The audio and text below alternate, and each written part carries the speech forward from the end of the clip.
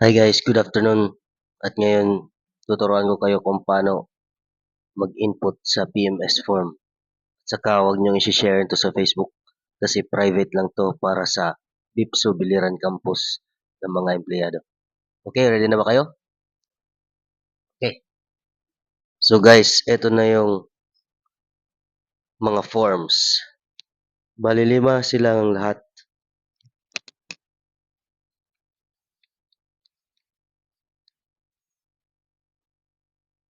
Meron tayong 5 form.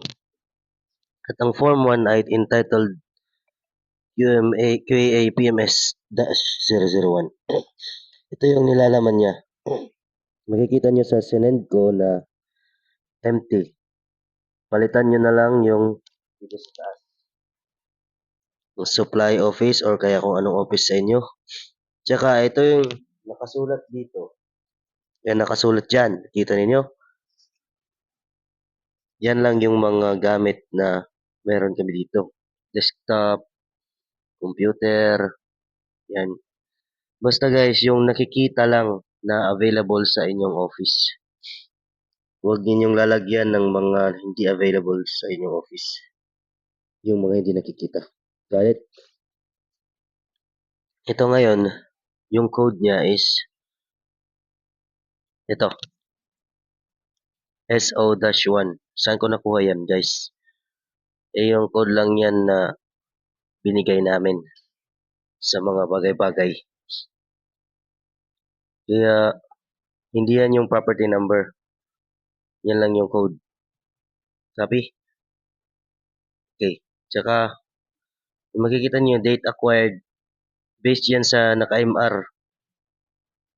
Tsaka kung anong type of tools, office equipment, lahat. Office equipment. Tsaka number 111111. Lahat, number 1. Tsaka duration, 5 years. Utilization, yes. Remarks, in good condition. Kasi kung gumagana pa, good condition siya.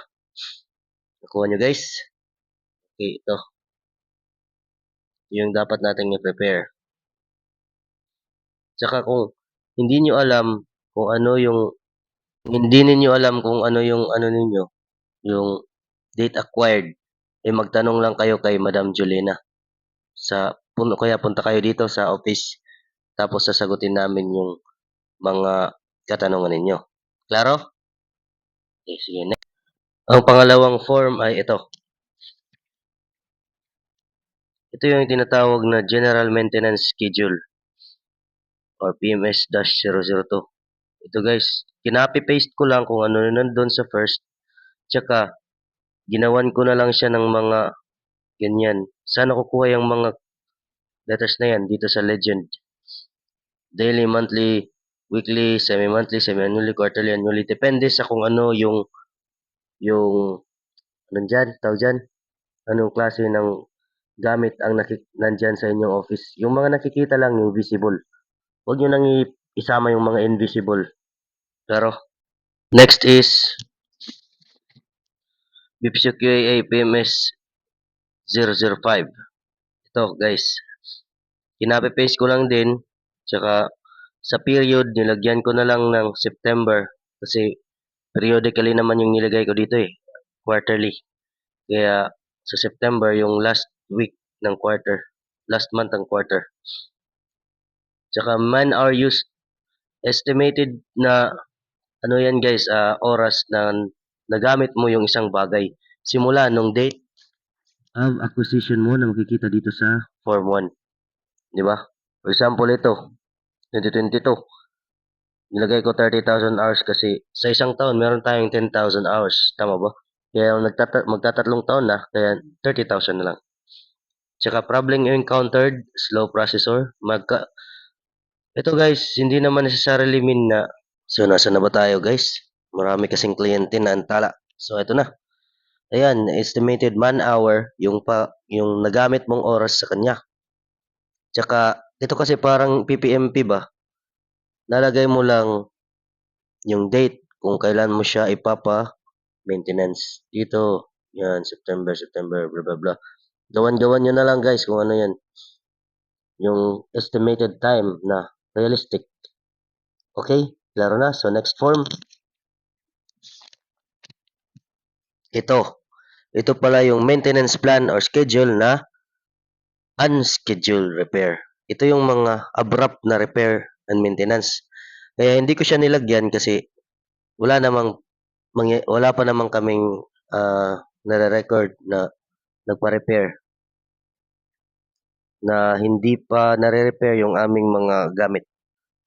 Okay, maklaro ba? Pero pag nag-repair na si Dave, pupunta dyan sa inyo, nalagay niya dito, analysis of trouble, anong problema, adjustment or setting, tsaka ilang oras na nagamit before masira, countermeasures, anong gagawin, improvement in repair procedure, tsaka spare parts, materials used, no, yung mga pinalitan na materials. Technical, laboratory in charge, kung sino yung end user, lalagay pa rin dito. Tsaka date. Kaya maklaro naman, di ba? Yan na lang maglagay-lagay. Pero kung hindi pa, mas mabuti wag na lang muna. Pero kung may record na kayo, mas mabuting ilagay nyo. Last but not the least, ito yung equipment maintenance record. Ito yung itsura niya, guys. Tapos, isinulat ko, di ba, for example, yung code. 01.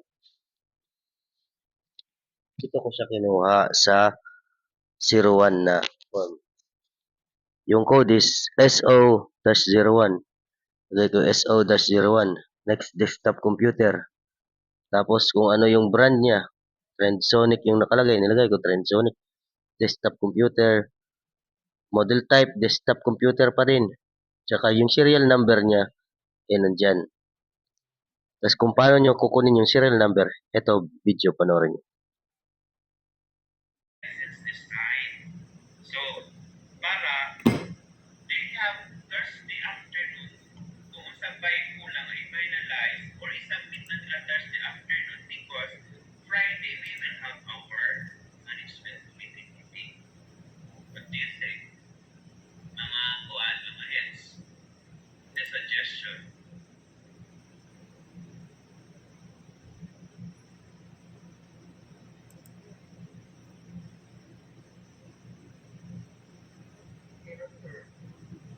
Kaya na to. Siya pa ay only on the side of our sila kasi ang magtrabaho may nagpipagawin may kontratan informed hindi ako masyado aware sa ano talaga ang dapat gawin kaya I keep on asking and that's how will I am I didn't know that nag-presume ako na alam ko yung lahat so so we will have this in the agreement in our agreement now that we have our workshop. So, malinaw na ba ang gagawin ninyo? I-fill upan nyo yung mga forms na isi-send ko. At saka, kami na ang pupunta sa office nyo.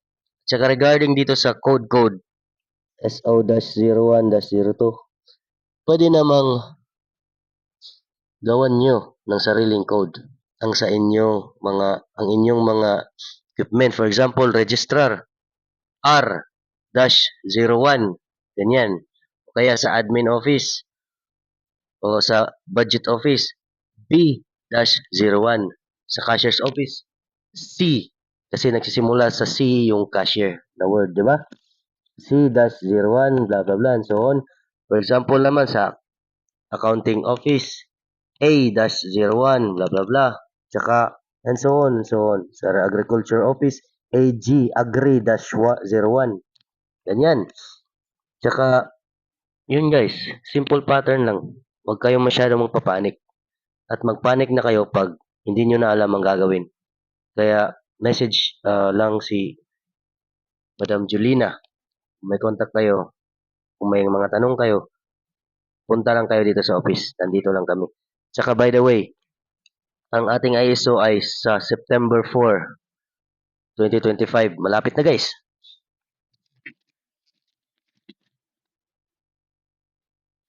Webes. Next week, Thursday. Kaya, kung ako sa inyo, gagawin ko na siya ngayong gabi. Kaya bukas ng umaga, maghapon, gagawin ko siya. August 27 para sa 28, pupuntahan na namin yung office ninyo para sulatan yung mga ganito. Pero kung alam nyo naman kung ano ang susulat ninyo, sulatan nyo na lang. Di ba? Sige, bye-bye.